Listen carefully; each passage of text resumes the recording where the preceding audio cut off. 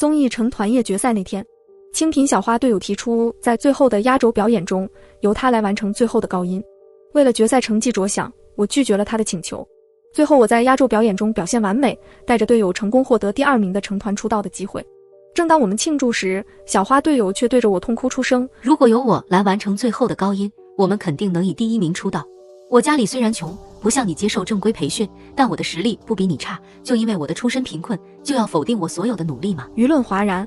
大家纷纷指责我霸凌队友，我的未婚夫当场站出来和我决绝关系。我最讨厌恃强凌弱的女人，我们分手。我被网友唾骂，网暴致死。小花却踩着我的流量单飞，成为顶流，更是收获我未婚夫表白，幸福美满。在睁眼，我回到了成团夜那天。乔宁，我知道你家里有钱有势，但主唱的位置应该凭实力竞争，不能因为我家境贫穷就否定我的所有努力。成团综艺后台，清纯小花柳思思一身白色长裙，妆容精致，再加上垂垂欲滴的眼泪，看上去惹人怜惜。我知道你平时就瞧不起我，因为我唱功比你好，长相也更出众，可你不能因为这些就霸凌打压我啊！我听着这熟悉的指责，脑海中瞬间浮现起前世被网暴人肉，无数媒体记者殴打追赶，导致我被撞死的画面。想到这，我恨意乍起，冷笑着看着柳思思。一句歌词破音3次，被网友戏称跑调大王，这就是你说的唱功好？还有，你说我霸凌打压你，有证据吗？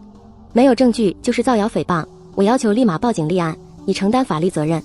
柳思思完全没有想到我竟然会反击得这么迅速，一时间愣在原地。柳思思也在这时调整好了表情，眼底再次泛起雾气。还需要证据吗？昨天晚上就因为我彩排时唱得比你好一点，你就拉着我到小黑屋打我耳光，骂我下贱，这些你都想抵赖吗？综艺后台本来就有各种媒体记者随时采访，柳思思这话一出，周围原本偷拍的记者立马蜂拥上来，议论纷纷。还没成团，这个乔宁就敢打队友耳光，他怎么那么可恶？这娱乐圈果然是谁有钱谁说了算，像柳思思这种小透明就只有挨欺负的份。柳思思肯定是忍无可忍了，要不然怎么会在上场前这样哭诉？这个乔宁可真够下贱的。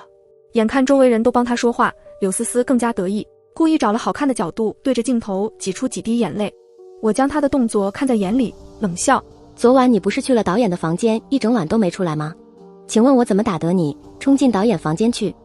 此话一出，周围一片哗然。我靠，这是什么爆炸新闻？总导演潜规则小花？不是说这个综艺节目绝对公平吗？怎么还有这么不要脸的操作啊？该不会是这个乔宁胡说八道吧？都是一群来参加节目的小花，谁敢那么嚣张去导演房间吧？造谣也要有证据才行吧？柳思思闻言瞬间脸色苍白，不敢相信我竟然知道这件事。她支吾又慌乱地否认。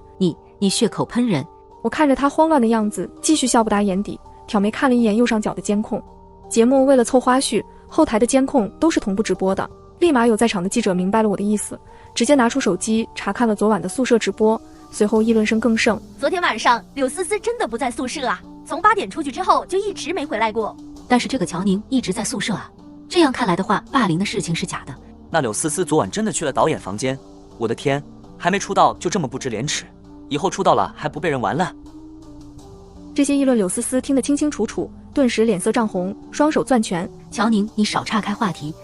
就算昨天你没霸凌我，以前你欺负我也是事实。你如果真的想证明自己无辜，那今晚就把主唱的位置还给我也好，让大家都看清楚我们团到底是不是公平的。他说完这话，在场的吃瓜群众又开始无脑发言。柳思思说的也不是没道理，既然乔宁说没霸凌，那干脆今天就把主唱的位置还给人家呗。是啊，既然技不如人，那还霸着主唱的位置干什么？丢人吗？我看这个乔宁也不是什么好东西，还成团呢，这种人品连成人都费劲。我见状冷笑上前，主唱的部分我练习了1周，现在让给你输了比赛怎么办？你能为整个团队负责吗？一旁其他2个一直没开口的队友也低声开口。是啊，思思，咱们团队内唱功最好的就是乔宁，你现在突然要主唱的位置，也太那个了吧？就是啊，要是输了，你能去找总导演哭，我们怎么办啊？你们，我的2个队友都是墙头草，平时不开口，此刻见自己利益被侵犯，连忙站出来开口。柳思思气得不行，咬牙开口：我保证，只要给我主唱的位置，我们团一定能得第1名。我等的就是他的这句话。你说话算数，如果没得第1名怎么办？我故意当着所有人的面前追问一句，逼着柳思思继续开口。柳思思气得牙痒痒，盯着我开口道。柳思思被乔宁追问的牙痒痒，盯着他表示，若是没得第1名就退出组合，但若得了第1名，乔宁就要退出组合。乔宁立刻应下，成交。周围的媒体记者纷纷举起相机，快门声此起彼伏，将这戏剧性的一幕定格。节目组直播间的热度如同做了火箭般飙升，瞬间霸占热力榜第一，弹幕刷新的速度快到让人看不清。在流量的加持下，主办方对他们组合格外关注，主持人很快便念出他们的团名，示意他们准备上场。柳思思昂首挺胸，眼神中满是志在必得的傲慢，轻蔑地瞥了乔宁一眼，丢下几句狠话后，便带着满脸的得意率先走向舞台。乔宁面无表情地退到后排，跟随着队友们的脚步，一步步踏上这个曾让他坠入地狱的舞台。音乐响起，4人按照排练的队形开始起舞，动作整齐划一。可就在节奏推向高潮时，柳思思突然停下舞蹈动作，站到舞台中央，在快节奏的旋律中骤然深情开唱。她的声音清亮婉转，竟如天籁般动听，瞬间将全场的注意力都吸引到了她身上。在场的评委们纷纷露出惊艳的神色，观众席上更是掌声雷动，欢呼声此起彼伏。直播间的弹幕被对她的称赞刷屏，有人夸她是被天使吻过的嗓子，有人痛骂乔宁。柳思思沉浸在众人的追捧中，愈发得意，故意转头瞥了乔宁一眼，眼神中满是挑衅，随后再次飙出高亢的高音，将表演推向了顶峰。表演结束，另外2个队友立刻凑到柳思思身边，满脸谄媚地恭维着，一口一个思思姐，称她之前的跑调都是故意装出来的，还拍着胸脯表示以后要紧紧跟着她的步伐，盼着她爆火后能带自己。柳思思被捧得飘飘然，下巴微微扬起，转身走到乔宁面前，眼神中充满了炫耀与不屑，向乔宁炫耀自己的表现。节目很快进入评分环节，评委组给出了极高的分数，网络评分也一路飙升，遥遥领先于其他组合。按照目前的局势，柳思思已然是断层第一。她按捺不住心中的狂喜，在分数公布后，立刻当着所有观众和记者的面，要求乔宁履行赌约，当场退出组合。台下的记者们见状，纷纷拿出话筒大声起哄，各种不堪入耳的咒骂声一波接一波的袭来，指责乔宁霸凌、仗势欺人，要求他滚出娱乐圈。这些熟悉的谩骂让乔宁瞬间想起了前世被网暴的日子，那种被全世界抛弃、唾骂的窒息感再次袭来，浑身泛起寒意。就在他准备反击时，徐子婷穿着一身笔挺的西装，面无表情地走上舞台。他本应是来为乔宁站台的未婚夫，此刻却站到了他的对立面，眼神冰冷地指责乔宁一再欺辱柳思思。徐子婷走到乔宁面前，语气冰冷如刀，称乔宁一再欺辱柳思思，却死不悔改，让乔宁乖乖给柳思思道歉，否则舆论和正义的网友都不会放过他。看着他这副道貌岸然的模样，乔宁心中冷笑不止。上辈子他真是瞎了眼，直到被他们联手害死，才知道他早就和柳思思勾结在一起，利用自己炒作上位，榨干价值后便将自己弃如敝履。如今自己态度突变，他们的计划被打乱，竟然直接上台来公开泼脏水。在徐子婷的煽动下，观众们情绪更加激动，整齐划一地喊着让乔宁下跪道歉、滚出娱乐圈的口号，场面一度失控。面对山呼海啸般的指责，乔宁深吸一口气，压下心中的波澜，忽然轻笑一声：时机到了，是时候让所有人看清他们的真面目了。他转身走向舞台后方，从道具箱里拿出一个不起眼的小音响，快步走到柳思思面前，举起音响，勾唇问道：柳思思，不知道你这么厉害的唱功，没了这个音响还能不能唱出声音？柳思思看到音响的瞬间，脸色骤然变得惨白，眼神中充满了惊慌与失措，身体都忍不住微微颤抖起来。他几乎是条件反射般的冲了过来，一把将音响从乔宁手中抢走，声音带着一丝不易察觉的颤抖，指责乔宁乱动节目组的专业设备。徐子婷立刻上前帮腔，厉声表示现在该讨论的是乔宁退出组合和给柳思思道歉的事情，指责乔宁岔开话题。乔宁看着两人慌乱的模样，表情愈发淡定从容。我没有岔开话题，我和柳思思赌的是她的唱功能得第一，显然她输了。话音刚落，台下的观众们立刻炸开了锅，咒骂声比之前更加激烈。就连坐在评委席上的首席评委也忍不住站起身，为柳思思说话，称柳思思的成绩已经可以确定是今晚的第一名，质疑乔宁还有什么可辩解的。有了评委的撑腰，柳思思的底气明显足了不少，她强装镇定，假意大度地表示可以理解乔宁输了赌约心里不爽，让乔宁赶紧下台，她不会计较。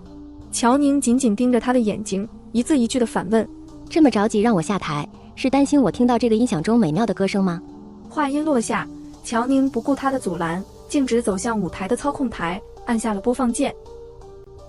下一秒，音响中传出了一段清澈动听的歌声，与柳思思刚才的现场表演一模一样，就连转音的处理、呼吸的节奏都分毫不差，仿佛是同一段录音。在场的所有人都瞬间愣住了，整个舞台鸦雀无声。过了几秒，评委席上率先传来质疑声，询问表演是否是提前录制并修音处理过的，指责节目组弄虚作假，违反比赛规则。要求将柳思思永远拉黑，不允许再参加节目。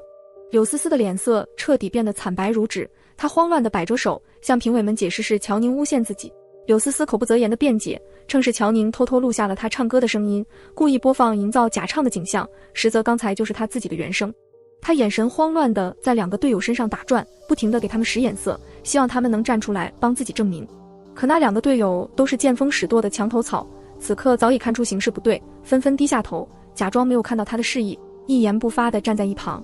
柳思思无奈之下，只能将目光投向徐子婷。徐子婷的脸色也十分难看，但还是硬着头皮开口为他作证。徐子婷表示自己可以证明刚才就是柳思思的原唱，不存在假唱，都是乔宁在背后做手脚。他一边说着，一边快步走到操控台旁，直接关掉了音响，舞台上瞬间恢复了安静。乔宁挑眉看着他这番欲盖弥彰的举动，嘴角勾起一抹嘲讽的弧度。既然你说是我做手脚，那不如现在就让柳思思清唱几句，如果声音和刚刚一样动听，那不就能直接证明我在撒谎了吗？这一提议立刻引起了台下观众的兴趣，观众们纷纷起哄，让柳思思清唱证明自己，指责乔宁是嫉妒。乔宁拿起一旁的备用麦克风，缓缓走到柳思思面前，递了过去，语气带着一丝戏谑：“请吧，可以媲美天后的嗓音。”柳思思看着递过来的麦克风，脸色一阵青一阵白，气得浑身发抖，猛地抬起手就想朝乔宁打来，却被身旁的徐子婷及时拦住。徐子婷对着柳思思使了个眼色，柳思思瞬间领会，脸上的愤怒立刻转化为委屈，眼眶一红，豆大的泪珠便滚落下来。她捂着脸，哭哭啼啼地向众人表示，乔宁在舞台上还对自己咄咄逼人，而自己其实已经重度抑郁，为了今天的舞台才强忍着吃药治疗，如今却还是被乔宁不肯放过，甚至表示自己真的不想活了。这突如其来的哭诉瞬间转移了现场的矛盾焦点，观众们的同情心再次被点燃，纷纷开始指责乔宁太过残忍。观众们纷纷心疼柳思思承受着巨大压力，还患有重度抑郁，指责乔宁太过过分，要求将乔宁封杀。听着周围此起彼伏的咒骂声，乔宁面无表情地站在原地，心中没有丝毫波澜。柳思思和徐子婷自以为这招能彻底将他置于死地，脸上渐渐露出了得意的神色。乔宁看着他们虚伪的嘴脸，再次开口：“你不愿意清唱也可以，那就请节目组的专业收音人员来验一下，看看音响中的歌声到底是现场录音还是提前修音的吧。”乔宁的话音刚落，一个穿着黑色西装、抱着笔记本电脑的男人便从后台走了上来，他正是这档节目的投资人周伟。前世在乔宁被全网网爆的时候，只有他站出来为乔宁发声，却被柳思思买水军造谣包养，最后不堪网暴退网。这一世，乔宁重生后做的第一件事就是提前给周伟发了微信，告知他柳思思准备假唱的阴谋。周伟果然没有让他失望，在关键时刻及时出现。柳思思见状顿时慌了神，连忙上前想要阻止他，还恶语相向，污蔑周伟是乔宁找来的小人。周伟冷眼看着柳思思，语气冰冷地表示自己是这档节目的投资人，生平最讨厌假唱，既然柳思思宣称自己无辜，那就当着大家的面一起查看录音。台下的评委们见状，纷纷客气地向周伟打招呼，试图缓和气氛。可周伟却丝毫不给他们面子，目光锐利地扫过评委席，冷冷地表示自己请他们来当评委，是为了选出真正适合舞台的歌手和偶像，而不是让他们拿自己的节目送人情。这番话让评委们的脸色瞬间变得十分难看，也让在场的所有人都明白了，评委们之前是故意帮柳思思遮掩。周伟不再理会众人的反应，专注地将音响中的音频导入电脑，开始进行专业检测。现场一片寂静，所有人的目光都聚焦在他手中的电脑屏幕上，气氛紧张的让人喘不过气。没过多久，周伟便完成了检测，他抬起头，对着镜头冷笑一声，语气带着浓浓的嘲讽：“这段原声里有多次修音痕迹，而且反复作假了很多次，请问柳思思，你的嗓子是自带修音功能吗？”真相被当众揭穿，观众们瞬间炸开了锅，议论声、指责声此起彼伏。观众们纷纷指责柳思思假唱、卖惨、诬陷他人霸凌，无耻至极。柳思思站在舞台中央，被众人的指责声包围着，脸色惨白，浑身颤抖，想要开口解释，却被观众们的怒火淹没，根本没有人愿意听他说话。那些之前帮他说话的评委们，此刻也都低着头，不敢再出声，趁着现场混乱，悄悄从后台溜走了。柳思思慌乱地拉着徐子婷的衣袖，声音带着哭腔，眼看就要说出两人的阴谋。徐子婷脸色一变，生怕他泄露更多秘密，当机立断，猛地将他推倒在地，随后对着台下大喊，询问柳思思的情况，声称他可能是被乔宁羞辱，再次心脏病发，让工作人员赶紧叫救护车。现场顿时乱作一团，工作人员匆忙上前查看情况。柳思思也反应极快，立刻闭上眼睛，假装晕倒在地。徐子婷趁机将他抱起，在混乱的掩护下，快步离开了舞台，逃离了现场。好好的综艺成团夜彻底变成了一场闹剧，但直播间的热度却丝毫未减，反而一路飙升，在网络上引发了轩然大波。与前世不同，这一次被网友们猛烈攻击的人变成了柳思思。他假唱的事情在各大平台被疯狂传播，各种技术帖深扒他假唱的证据，让他无从抵赖。与此同时，狗仔队也爆出了乔宁和徐子婷的恋爱关系。原来两人已经秘密恋爱半年，而柳思思还早就签约了徐子婷所在的娱乐公司。这场所谓的霸凌风波，不过是他们联手策划的炒作，目的就是为了踩着乔宁上位。乔宁看着网络上的舆论走向，心中没有丝毫波澜，只有复仇的快感在缓缓蔓延。他将自己与徐子婷恋爱几年来的时间线整理得清清楚楚，从相识相恋到自己如何帮他写歌、经营社交平台、打造人设，每一个细节都记录得明明白白。在网络讨论度最高的时候，他将这些内容全部发布到网上，配文只有简单的6个字：雷神之锤锤渣男。这条动态如同投入湖面的巨石，瞬间在网络上掀起了惊涛骇浪，再次将热度推向顶峰。徐子婷和柳思思彻底成了人人喊打的过街老鼠，被全网网友围攻。他们的社交媒体账号被愤怒的网友攻陷，评论区充斥着各种指责和谩骂，商业代言纷纷解约，相关作品也被下架。乔宁看着娱乐新闻中被狗仔围追堵截、狼狈不堪的柳思思，想起前世自己的悲惨遭遇，心中积压多年的恨意终于得到了释放。1周后，周围找到了乔宁，向他抛出了橄榄枝，邀请他签约自己的公司，成为公司的第1位签约女歌手。乔宁有些意外，毕竟网上的丑闻闹得沸沸扬扬，担心会影响公司的声誉。可周伟却十分淡定，笑着表示丑闻的主角是柳思思而非乔宁，乔宁最多只是事件中的受害者，还称赞乔宁连徐子婷那种没演技没唱功的人都能捧到如今的地位，实力不容小觑。听到这话，乔宁心中一惊，疑惑地看着他，不知道他为何会知道这些不为外人所知的事情。周伟看出了乔宁的疑惑，冷笑一声解释道，徐子婷连收买评委的事情都做得出来，其他事情自然也瞒不过人。他接着表示，乔宁最近应该还有一首准备给徐子婷的原厂歌曲没发表，下周有个晚会舞台，只要乔宁答应签约，他就立刻安排乔宁去演唱，那首歌足以证明他的实力。乔宁没想到周伟竟然对自己的情况了解得如此清楚，思索片刻后坚定地点了点头。好，我答应签约。他也想亲自验证一下前世送给徐子婷的那些原创歌曲，由自己唱出来会不会更加经典。签约之后，周伟立刻为乔宁组建了专业的团队，找来了顶尖的声乐老师、造型师和化妆师。在团队的精心打造下，乔宁的唱功得到了进一步提升，造型也更加亮眼，整个人的气质发生了巨大的变化，完全褪去了之前的青涩，成为了一名专业的歌手。几天后，乔宁跟着团队来到晚会现场进行彩排，没想到竟然在这里遇到了柳思思。她正躲在舞台的角落里，压低声音给徐子婷打电话，语气中满是抱怨和焦急。柳思思在电话中带着哭腔向徐子婷表示，她给的这首歌音太高，自己根本唱不上去。电话那头的徐子婷显得十分不耐烦，语气恶劣地指责柳思思没用，称她走到今天这一步都是自找的，还提起是自己让柳思思背刺乔宁，指责乔宁抄袭和霸凌，本以为这样就能让柳思思流量爆火。柳思思的情绪愈发激动，声音也提高了几分。徐子婷在电话那头直接飙出脏话，骂柳思思不争气，五音不全，还妄想做歌手，连乔宁写的好听歌曲都唱不出来，活该被黑被骂。他还告知柳思思，给他的这首歌就是乔宁写的，只要他今天唱出来，就能把这首歌变成自己的，以后还可以告乔宁抄袭，但如果唱不出来，就等着被网暴死。徐子婷的话如同冰锥，刺穿了柳思思最后的希望。他还想再说些什么，徐子婷却直接挂断了电话。柳思思咬着牙，缓缓转过身，正好看到了乔宁，眼神中瞬间充满了怨毒和恨意。柳思思对着乔宁恶狠狠地表示，今天一定要让乔宁身败名裂，这首歌他唱定了。乔宁看着他歇斯底里的模样，轻笑一声，语气平淡的回应，好啊，那祝你成功。他心中十分清楚，柳思思唱的这首歌与自己今晚要表演的是同一首，只是徐子婷改掉了歌词。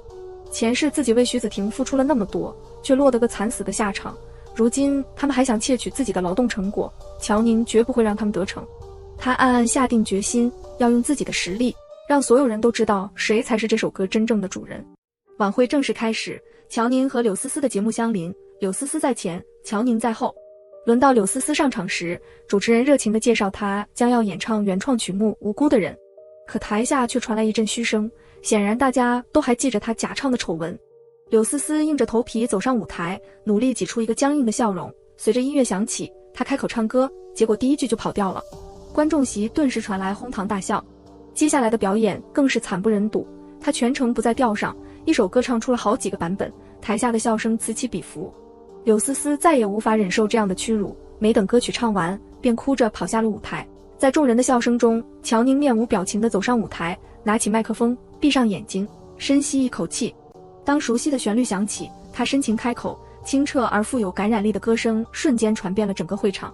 台下的笑声戛然而止，所有人都被他的歌声吸引，沉浸在歌曲的意境中。乔宁用过硬的唱功完美诠释了这首歌的情感，再加上原汁原味的歌词，与柳思思的表演形成了鲜明的对比。在场的观众们瞬间便明白了事情的真相，纷纷为他鼓掌喝彩。一曲唱毕，掌声雷动，经久不息。乔宁的表演很快便冲上了各大平台的热搜，乔宁原唱封神，柳思思抄袭翻车等话题居高不下。他顺势在社交平台上宣布了自己签约周伟公司的消息，同时晒出了这首歌的创作手稿、录音片段等所有证据，还委托律师发布了律师函，正式起诉柳思思抄袭和侵权。柳思思不甘心就此失败，在网络上疯狂抵赖，再次炒作霸凌的话题，试图混淆视听。可网友们早已对他的这套说辞感到厌烦，纷纷要求他拿出证据，而他根本拿不出任何实质性的证据，只能和徐子婷互相作证，互相造假。这样的闹剧持续了一整天后，徐子婷所在的公司终于不堪舆论压力，公开宣布与徐子婷解约，与他划清界限。而柳思思因为还未正式签约，公司也直接将他放弃，任由他自生自灭。与此同时，周伟也将徐子婷贿赂评委的证据公之于众。这一消息的曝光，让徐子婷的名声彻底扫地，被娱乐圈彻底封杀，再也没有翻身的可能。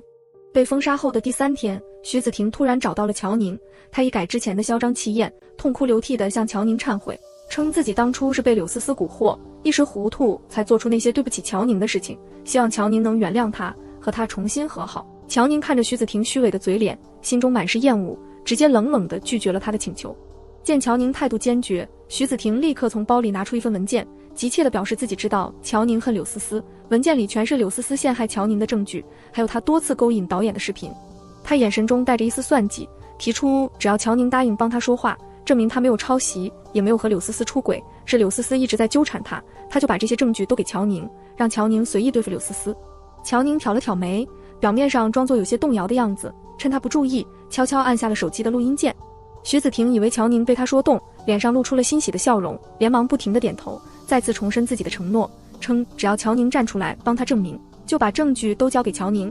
乔宁看着他丑陋的嘴脸，心中冷笑不已。录完音后，他将完整的录音发给了柳思思，随后抬起头，眼神冰冷地看着徐子婷，语气中充满了嫌恶。徐子婷，你真是烂到骨子里了。说完便直接叫来了保安，将他拖了出去。本以为这件事到此就该结束了，可没想到当天晚上，社会新闻便爆出了一条惊人消息，在某外环高速上，一名女子驾车故意撞上了对面的轿车，导致对面司机全身截瘫，而该女子因醉驾致人重伤被当场逮捕。经过记者核实，这名女子正是柳思思，而被她撞成重伤的正是徐子婷。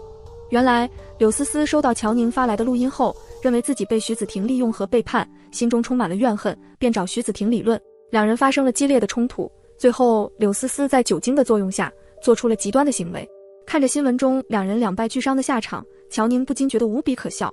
这两个为了名利不择手段的人，到最后竟然还不忘狗咬狗，互相报复，真是罪有应得。远离了这些烂人，乔宁的人生终于迎来了新的转机。签约周伟的公司后，他得到了专业的培养和优质的资源支持，在音乐道路上稳步前行。他专注于音乐创作，将自己的经历和感悟融入歌曲中，用音乐传递力量，吸引了越来越多的粉丝。在周伟的全力打造下，乔宁的首张个人专辑顺利发行，一经推出便销量大爆，多首歌曲登上各大音乐平台的排行榜榜首，口碑和销量双丰收。他也凭借这张专辑获得了多个音乐奖项，成为了娱乐圈炙手可热的新生代歌手。在一次音乐颁奖典礼上，乔宁站在领奖台上，看着台下闪烁的灯光和热情的粉丝，心中感慨万千。曾经的他因为善良和轻信他人被推入深渊，而现在的他学会了保护自己，懂得了坚守原则，终于靠自己的努力赢得了属于自己的荣耀。获奖之后，乔宁的事业更是一路高歌猛进，接到了更多优质的代言和影视邀约。但他始终没有忘记自己的初心，依旧将音乐放在首位，不断打磨自己的创作和演唱技巧。他还成立了自己的音乐工作室，致力于发掘和培养有才华的新人，希望能为音乐行业注入更多新鲜血液。在这个过程中，他也遇到了许多志同道合的朋友和合作伙伴，他们的支持和鼓励让乔宁更加坚定了在音乐道路上走下去的决心。随着事业的蒸蒸日上，乔宁的生活也变得充实而美好。他不再被过去的仇恨所困扰，而是学会了与自己和解，珍惜当下的每一份幸福。偶尔想起柳思思和徐子婷的下场，他心中没有了恨意，只剩下释然。他们的结局是咎由自取，而乔宁也在复仇的过程中完成了自我救赎和成长。如今的他前途一片光明，未来还有无数的可能。他会继续带着对音乐的热爱和执着，在属于自己的舞台上发光发热，书写更加精彩的人生篇章。